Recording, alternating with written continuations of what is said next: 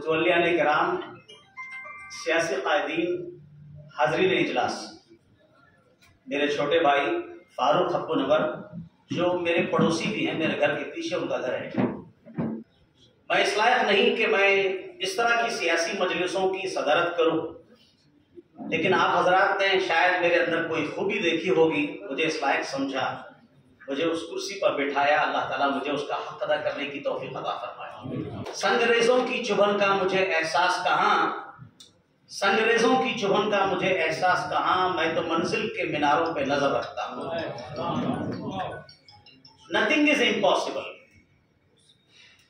और हम तो अल्लाह पर यकीन रखने वाले हैं, हमें अल्लाह की ज़ात पर यकीन है कि बेशक अल्लाह ताला मुसलमानों को इज्जत अता फरमाएगा।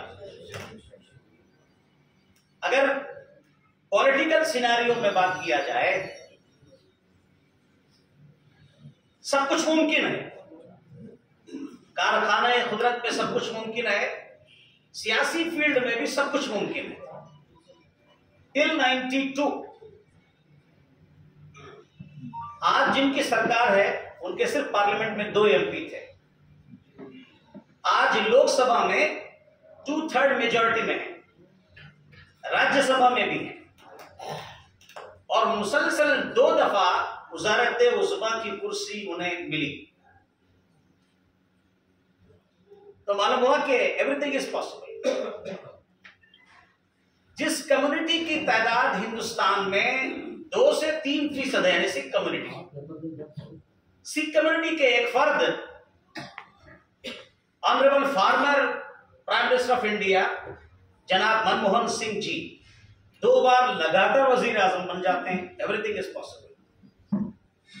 देवेगौड़ा जी 16 MP लेकर वजीर आजम बन जाते हैं इतने बड़े देश के।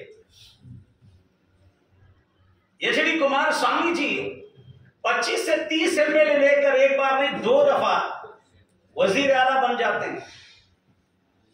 तो आदमी हिम्मत ना आ रहे, कोशिश करे, सही ढंग से कोशिश करे, स्ट्रेटेजी बनाकर कोशिश करें, अल्लाह की जात पे भरोसा करें, बंदगाने खुदा को बिला तफरीक मजहब जोड़ने की कोशिश करें। हमें कोशिश करना है।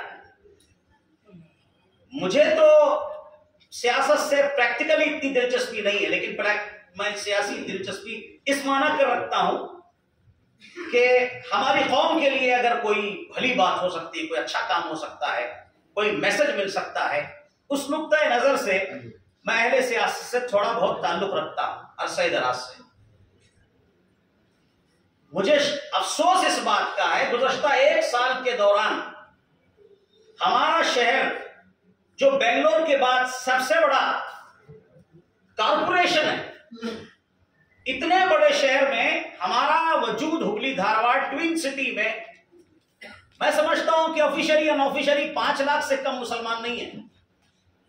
इतने बड़े शहर में लगातार 1 साल के दौरान 3 हादसे पेश आए, और वो हादसे पूरी कौम को ललकार रहे थे। मैं उनका शुमार नहीं करूंगा यहां, आप जानते हैं 3 हादसे पेश आए, और हर हादसा कौम के हर फर्द के ज़मीर को ललकार रहा था। खासकर जो लोग लीडरशिप करते हैं, जो लोग जमातों के बड़े बनते हैं, जो लोग किसी ना किसी समाजी खिदमत से वाबस्ता हैं, उनके ज़मीरों को हादसा झिझोड़ रहे हैं और पुकार रहे हैं, हमें अपनी गैरत याद दिला रहे हैं। जाग जाए मुसलमान सवेरा हुआ, दूर सारे जहां से अंधेरा हुआ। आखिर हम कब नहीं जागे, कब जागेंगे आखिर को, कब मंजिल आएगी, कब हमारे अंदर सोच और फिक्र बदलेगी, कब हम एक दूसरे को बर्दाश्त करेंगे, कब तक हम अपने बड़ों का एहतराम नहीं करेंगे, कब तक हमारे बड़े अपने छोटों को साथ लेकर नहीं चलेंगे। वो दिन कब आएंगे, वो दिन कब आएंगे, हमें इसकी फिक्र है। जैसा कि अभी बताया गया कि इस हल्के में 3 मुसलमान इस सीट के दावेदार हैं, उम्मीदवार हैं, और वो तलबगार हैं हाई कमांड के सामने कि मुझे मौका दिया जाए, मुझे मौका दिया जाए। कितना ही अच्छा होता। मैं आज आप तमाम से जो स्टेज पे बैठे हैं गुजारिश करूंगा कि आज ही आप यहीं एक एक्शन कमेटी फॉर्म कर लीजिए, और भी लोगों को जोड़िए, शहर के जिम्मेदारों को जोड़िए, अंजुमन इस्लाम को भी लीजिए, मुख्तलिफ एनजीओ को लीजिए, उलमा को भी लीजिए, दानिशरों को लीजिए, जो सही फिक्र और सोच रखते हैं, उन तमाम को जोड़कर एक अच्छी सॉलिड इंटेलेक्चुअल कमेटी जो दिमाग से बालिग हो, दिल से मुखलिस हो, दिल से in heart pure, in mind matured, जो दिल से मुखलिस हो, दिमाग से बालिग हो, ऐसे 25 या 50 अफराद पर मुश्तमिल एक एक्शन कमेटी फॉर्म कीजिए कि इस बार पार्टी से क़यादत के लिए किस मुसलमान का इंतखाब होना चाहिए, ताकि बगैर किसी इख्तलाफ के, बगैर किसी इंतशार के हमारी इज्जत भी रह जाए, हमारा धर्म भी रह जाए। में 1 करोड़ से ज्यादा मुसलमान हैं, 1 करोड़ से ज्यादा मुसलमान हैं। इन तमाम मुसलमानों को या इनकी मेजॉरिटी को एतमाद और कॉन्फिडेंस में लेने के लिए आप कांग्रेस पार्टी के मुस्लिम कायदीन का वो कौन सा चेहरा है या वो कौन सा पैनल है कि जिसके जरिए से आप कम से कम अपनी कौम को तो एतमाद में लें?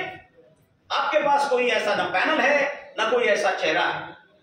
दिन ब दिन कौम की क़यादत पर कौम का भरोसा उठता जा रहा है। हर लीडर के पीछे उसकी कौम है, एक हमारी कौम है कि हमारे लीडर के पीछे कौम नहीं है, क्योंकि लीडर खुद आपस में लीडरशिप के लिए लड़ रहे हैं। कहीं भी दिलों में गुंजाइश नहीं है, कहीं दिलों में गुंजाइश नहीं है, कहीं एक दूसरे का एहसास नहीं। कौम का वक़ार सोचिए, डिग्निटी ऑफ कम्युनिटी, कौम का वक़ार सोचिए। मेरी और आपकी क्या बात है? कुर्सी आती रहती जाती रहती है, पार्टी आती रहती जाती रहती है। कौम का जो वक़ार है वो दाव पे न लगे, वरना बिरादराने वतन के सामने, मीडिया के सामने, डिपार्टमेंट के सामने मजबूरी तौर पर कौम मुस्लिम का वजन बाकी नहीं रह गया है। लेकिन हम नाउमीद भी नहीं अल्लाह की रहमत से, हम अल्लाह की रहमत से नाउमीद नहीं है। हमें अपनी कौम को जोड़ना है, हमारी कौम में समझदारी पैदा करनी है। ये काम आप लोगों का, जो लोग स्टेज पे बैठे हैं, ये आपका काम है कि आप अपने अंदर समझदारी पैदा करें। 6 महीने पहले एक मीटिंग बेंगलोर में भी, उर्दू हाल में, वहां मैं भी मौजूद था।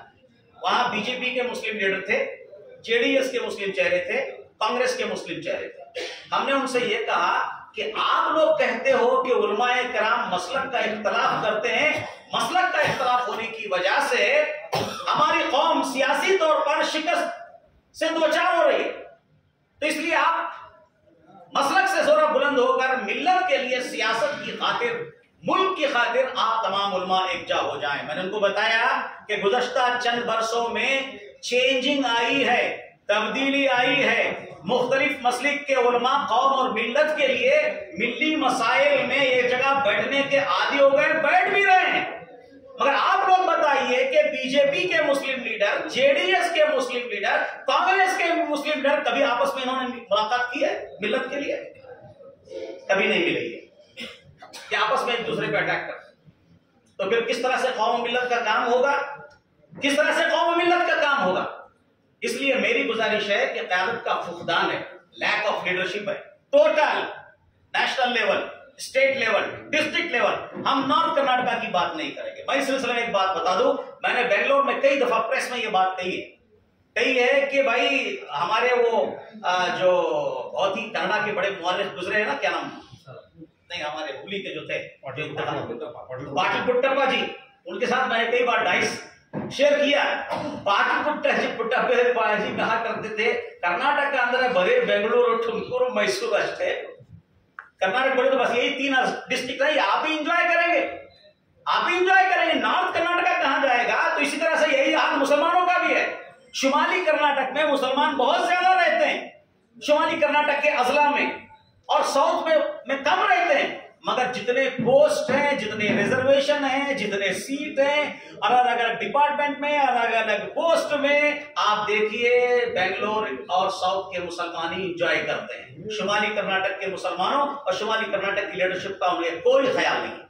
ये रोना अपनी जगह पे तय है। तो मैं ये कहना चाहूं कि हिंदुस्तान बड़ा है, स्टेट बहुत बड़ा है, कम से कम हुबली लेवल, धारवाड़ में बाद में सोचेंगे, या district level, district Dharwad level, हम भी आपके साथ, हम भी आपका काम करेंगे। डिस्ट्रिक्ट धारवाड़ लेवल जितने मुस्लिम वर्कर्स हैं, मुस्लिम लीडर्स हैं, इररेस्पेक्टिव ऑफ पार्टी, उन इंटेलेक्चुअल मुस्लिम लीडर्स और वर्कर्स को जोड़ा जाए, उसके लिए एक एक्शन कमेटी बनाई जाए, उनके अंदर शऊर पैदा किया जाए।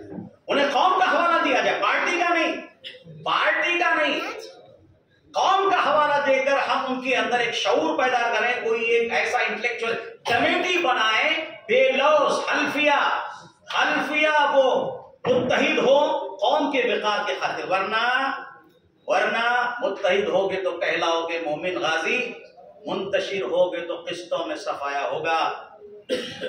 हमारी जानकारी में है, अल्हम्दुलिल्लाह आप तमाम की जानकारी में है कि आज हमारे हालात क्या हैं, उन पर तबसरा करने की जरूरत है। पहले हम खुद ही अंदर से खोखले और कमजोर हैं, हम दूसरों के बारे में क्या कह सकते हैं? जज योरसेल्फ बिफोर यू जज अदर्स। दूसरों के बारे में कुछ कहने से पहले आप अपने घर का खाना तलाशी लीजिए।